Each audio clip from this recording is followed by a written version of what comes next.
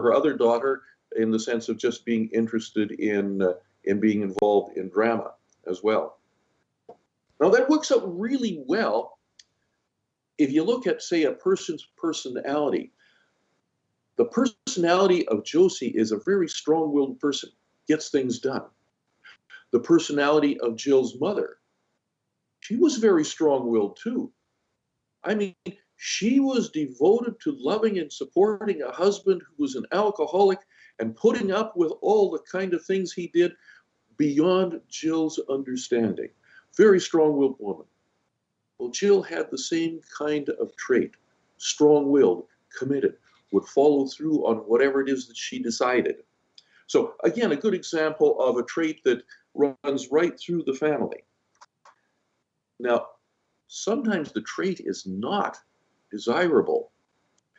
Jill's father had a father who was really hard on him and ended up creating an inferiority complex in him.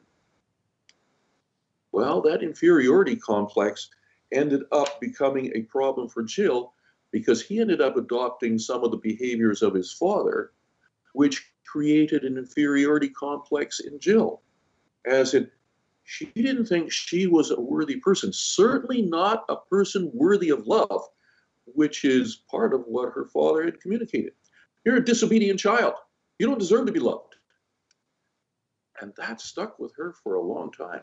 Words are important, aren't they? I mean, they really carry weight. You can't unsay something like that, especially with someone who's very sensitive to what's being said about them. Ken Saik is our guest, S-A-I-K. The book is Helping Hands, available wherever books are sold. You find it, will guide you to stratton-press.com. But the time is going by so quickly, and some reviewers call this a romance, and I think it's more than that. What other genres might this book fall into? Well, I think perhaps one of the key ones would be healing, because that's what Bill was working with with Jill to try and bring about a reconciliation with her son, a reconciliation with her past, a reconnection with her grandmother. And that's a tough kind of thing to do there. But you can pick up the whole idea that family is extremely important. Whether you look at Jill's connections with her children and how she really treasures it, and how if it's not quite right, it is a concern for her, even if she can't feel like she can master it. She misses her grandmother, even though she doesn't want to get back with her. But one of the key things that hit me in connecting with this particular woman is that her faith was very much shattered. And yet it was a foundation of her life as well. I mean, she was brought up in a church. She knew her biblical information and texts and all that, but she wasn't really feeling confident in that area. And that's where Bill comes in. He tries to reawaken that faith in her and bring her back to the Lord. So that would be the other genre I would say that is a very strong one, and that's the faith part. You've said something interesting about the book. You say that this is more a story of love than romance, and sometimes we think the two are the same. Talk about that, because there is a difference, isn't there? Well, that's exactly what Jill was discovering, is that what is love? She really didn't know. And it took a conversation with her grandmother to get a little bit of a different perspective on it. And she began to see, you know what? I haven't really been loving. I haven't been looking at those that are close to me to see what is it that they like, what is it that I can do to kind of support them. She had models, but it hadn't really clicked for her. Romance?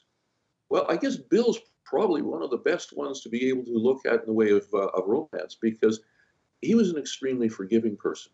He was always there for her. And the key part that comes out on what love is appears on the tombstone of her mother, who had quoted 1 Corinthians and described what love is. And she gets all kinds of information of that. Always hopes, holds no wrongs, remembers no wrongs. So looking at that, she begins to get a whole different idea and perspective of what love is. And so there is the romance, but there's several different perspectives on what love is as well. The book is so much more than just a really good story that's well told by Ken Saik, our guest and the author of the book there. As you read this, you'll relate to the characters. You'll understand what they're going through. Emotion, something that they go through, and they play such an important role in people's lives. Are emotions sometimes more prominent, more powerful than reason? That certainly is the case for a lot of people. Yes. You can read and they can agree with the logic, and then they can turn around and do the exact opposite. Exactly, yes. Illogical. But when you know what the emotion is, and in Jill's case, it's a very strong emotion. It's fear. Fear overrides almost anything and everything else. Certainly it does in her life. And fear says, you can't trust anybody. And she's not trusting any because she has learned, not only from her father, but for the person who she had, the boyfriend that she'd kind of moved in with, he lies too. He's got his own agenda.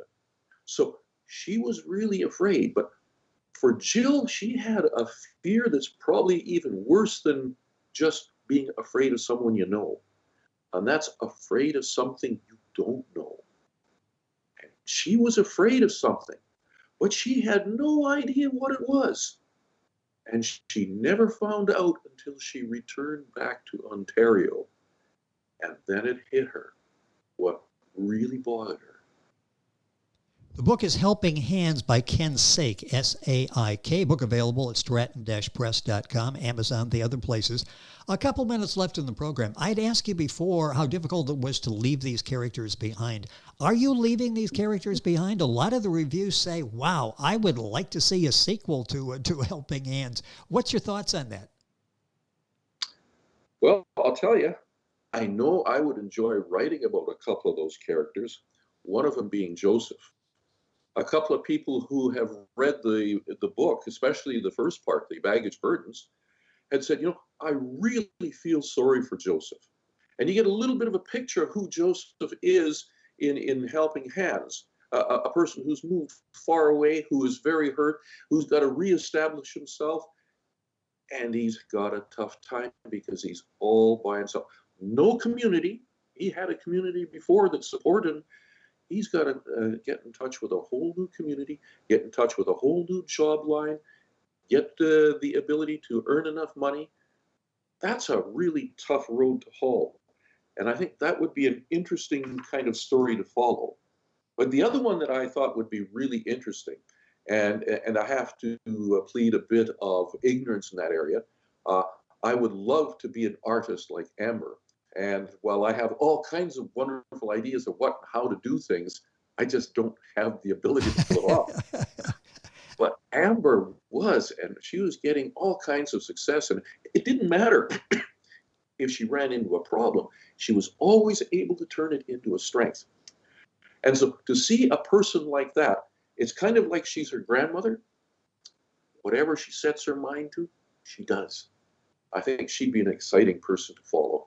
Well, I hope you do follow up on that. And again, a couple minutes left. I want to ask about Jill one more time. This is the focal point of the story. We learned so much about Jill as the story unfolds in Helping Hands. What do you feel is her most endearing personality trait? Could you pick one? I'd like to say strong will, but strong will maybe coupled with hope. I can do this. I will do this. A good example of she moves from a wonderful, what she calls a heavenly home that she created or that her grandmother created for her, and she moves west to be by herself and to start up all over again. I can do this. I will do this. She marries Joseph, not a man she loved. She married him because he was the route to keeping her safe, hidden from a boyfriend who was, she thought, pursuing her. I can make this marriage work. I will do this. So she has that ability to say, I'm going to follow through. I'm going to make this work. And that's probably her most outstanding character trait, that willpower to make things work.